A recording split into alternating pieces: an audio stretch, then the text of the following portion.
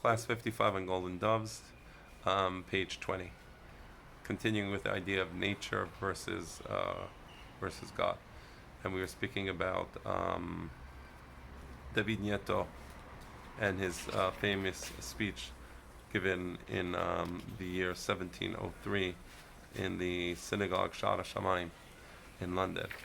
So continuing with that, citing such classical Jewish thinkers as Rabbi Yehuda Halevi, Nisim Cheronde, Yehuda Moscato, Isaac Arama, and Yaakov Abendana, Nieto declared that in Jewish thought, God is nature, right? So I believe that statement, God is nature, was taken out of context. Of course, what David Nieto meant by the statement, God is nature, is that we don't need the idea of nature, right? We don't need to appeal to the word nature, to the concept of nature, because we have God, and we have a God. When you have God, who governs the world, Melech al kol haaretz, right? We say this on Rosh Hashanah. We say this in Yom Kippur. Melech al kol haaretz. He's governing the world, so there is no need for nature. That's what that sentence, God is nature, means, right? Meaning that what is conceived in pagan thought as a function of a universal nature is viewed by Judaism as the exclusive province of God. He summarized his position as follows, and this is a quote from the speech itself. I want to teach the people and alert them not to confuse the works of God with the works of the particular nature. The people say that nature makes rain and dew, but King David and our rabbis of blessed memory say that God is the one who makes all these things. So we don't need nature. We don't need nature because we have the concept where we believe and we know that there is a God who created the world, and not just created the world but governs the world. It means, therefore, when I say that nature is God, it means that He provides and makes all these things. Men, however, capriciously invented the idea that it is nature which makes all these things. That's important. The idea of there being a mother nature is completely capricious. There's no evidence for that, right? What is the evidence for there being a mother nature? Why is mother nature somehow preferable to God? God the creator, God the king. God the king is something I can conceive of, as there are kings, and I understand that there are kings who govern their dominion, so I can conceive of a God who governs his dominion. What the heck is nature? What does that even mean? What is that? What is, nature? Mother nature. So I have a computer. I got a MacBook Pro, really good. Awesome computer. How does it run? This Mother Nature runs the computer. Can anybody take that seriously? Does anybody take that seriously? Well, yeah, scientists, right? The scientists, we're supposed to respect the scientists because, they're above us. And yet, they have these nonsensical ideas. Sometimes, not all the time. Their science is great, and as I said many times, I support science and I love science, and I think scientists do a wonderful job, but they're not gods. And they can think about science. Just because they can think about science doesn't mean that they can think about other things. I don't want scientists acting as leaders, administrators. They probably make terrible administrators, right? Bureaucrats, right? We know that the Leviim are limited in their power. Leviim would be terrible leaders, right? Because we're Kanaim. I'm a Levi, and I can say that. A Levi should not be the governor of the Jewish people, as it happened in the days of the Maccabim. It doesn't work, right? So we love scientists, but no, I'm not going to accept every nonsensical thing that they say. So Mother Nature, right?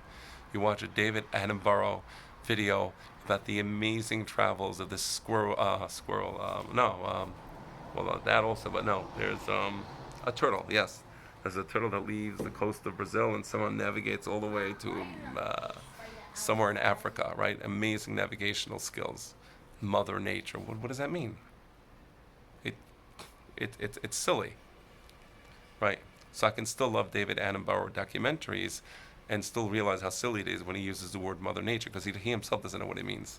It's kind of a religious feeling type of thing. So it's capricious.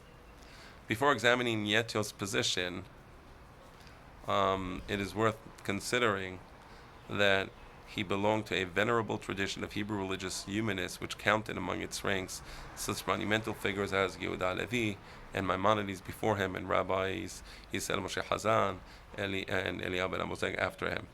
His opposition to the concept, so again, he, like we always say this, that Sephardic Hachamim never acted in a vacuum. They were always part of a tradition, right? So on the one hand, they were part of a tradition. On the other hand, of course, they expanded ideas and generated new ideas.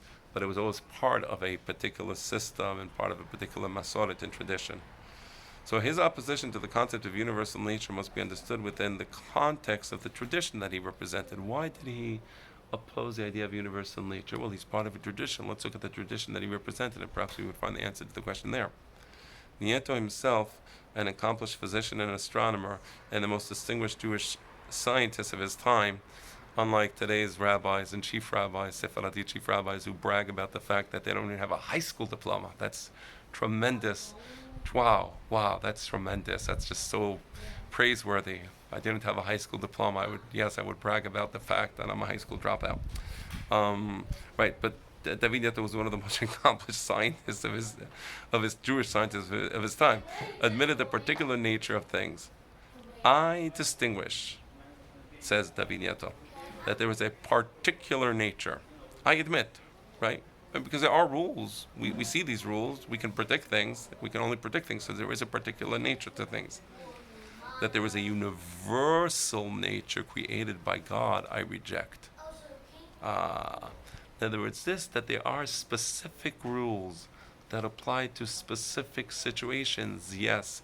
That there's a mother nature, universal nature, that governs the world lovingly, right? Much like the Virgin Mary, and much like Mama Rachel, right? So there's a loving force in the world, right? Mother nature, we call it, or her, or whatever. I reject. His opposition to the notion of universal nature stems from two closely related ideas which are implicit in that view. First, nature is conceived as an autonomous entity. So when we say mother nature or universal nature, I mean there's the universe, and there's something independent of the universe that governs the universe. That's called mother nature. So obviously that we reject. And second, it is thoroughly opaque. What the heck does that even mean, right?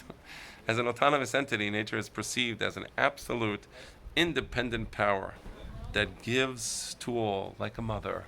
It just gives, without having the necessity of receiving anything from anyone. That's why it's like mommy. So Mama Rachel, go pray to Mama Rachel. She just cares about you, and if you pray to her, she just wants to give to you, right? Like the Virgin Mary. The view that nature functions autonomously is contrary to Scripture and the rabbis. Of course, we don't believe in an autonomous nature. We believe that the world is created, right? Furthermore, the most frequently employed analogy of the universe as a cosmic clock is based on a superficial understanding of mechanics. Interesting. So the assumption until now has been that the universe is indeed like a cosmic clock, like a perfect clock. But there's something a bit superficial about that. Although Nieto never addressed himself directly to the cosmic clock metaphor, his views on this issue are quite clear. So how does David Nieto deal with the idea of a cosmic clock? It really is an amazing question. It's not a simple question. So in a different context he wrote, now again recording would be David Nieto, imagine a rustic who never saw a watch. So this guy from the country never saw a watch in his life, seeing a clock dial without knowing that there is an artifact of wheels and weights. Right, so this, for the first time, he sees the clock dial, and he doesn't understand that behind the clock dial there's a whole series of wheels and weights and widgets and whatever else makes the clock work, but it's hidden. It's behind the clock. He would assume and ascertain that the actual metal of the dial has an inner power to show time. So he's amazed. Look at this clock dial, how it can just tell the time magically. He doesn't know there's something behind the dial that's making it work. Whoever knows the truth would not deny this effect, but would insist that the wheels move the hands on the dial. Now, a person who really understands how the clock works will tell this Am Ha'aretz, listen buddy, you're right, it's pretty cool how the dials, the arms of the clock work, and yeah, they do tell time, but you're missing the picture behind. The picture behind is there are these widgets and there are these weights and there's a certain mechanism that allows it to work. He who understands better would say that the weights make it work. Now, so a person looks at it superficially, behind the clock you see these dials or widgets. You say, oh, the widgets turn the dial on the clock, right? The face of the clock. But a person looks more deeply, he would understand, well, what turns the widgets? There are weights over there. So he who understands better would say that the weights make it work. All speak correctly with the following differences. Everybody is correct, but there's a difference. He who says that the dial shows the time speaks the truth. The Aris, who looks at the dial of the clock and says, this is the time, and it's pretty remarkable, it's magic. Well, it's true, it is pretty amazing, and it does tell the time. When one considers only the effect but not the causes. But this Aris is only looking at the effect, he's not looking at the cause of the effect. What causes the dial to move? So for him it's kind of like a magic. He who says a wheel is considering the proximate causes. He who looks at the wheel behind the dial is correct. The wheels are moving the dial, but those are proximate causes. Those are the direct causes. Is there something deeper? He who says the weight is considering the more principal cause, which functions as the soul of the wheels. But then you have the actual weights, and the weights are kind of pulled down by gravity, and the weights pulling down, they move the dial, the widgets, and the widgets move the dial. That's the real cause. If the universe is to be conceived in terms of a cosmic clock, then it must be clearly understood that it cannot operate as an autonomous entity. Just as the weights and counterweights in a real clock, God is the principal cause and soul that gives life and everything to the universe. And this is what we say, Umtahat Zeroot Olam. So you have the world functions perfectly. That's the dial of the clock. What's behind the dial? Umitahat, under the surface, Zeroot Olam, or so to speak, the arms of God holding up the world and making it run. That's an amazing concept. Nieto seems to be saying that the dials and wheels of a clock cannot function in an absolute vacuum. A mechanism, any mechanism, is predicated upon a system that transcends it and therefore cannot be understood solely in terms of itself. This is my father adding, what is it that allows the weights to work? Well, that's a system of gravity. Now, the system of gravity transcends the clock. So what is it that allows the world to work? So ultimately you're going to have to go back. You say there's molecules. Molecules are composed of atoms. Atoms are composed of neutrons, protons, and electrons composed of quark, and so on. Well, what makes all these things work? You have different laws in science, but there's something behind. Ultimately, one has to go to that which transcends the system. And that which transcends the system, the semi-gravity, completely transcends the system of the clock, and that the system of the clock requires and is wholly dependent upon gravity to work. The universe, right, is like the clock, and God completely transcends the universe, and yet the universe depends upon God to make it work, right? And that's when we say, Yoser, or today He's creating the light. Uboreh hoshech. Today He's creating the darkness.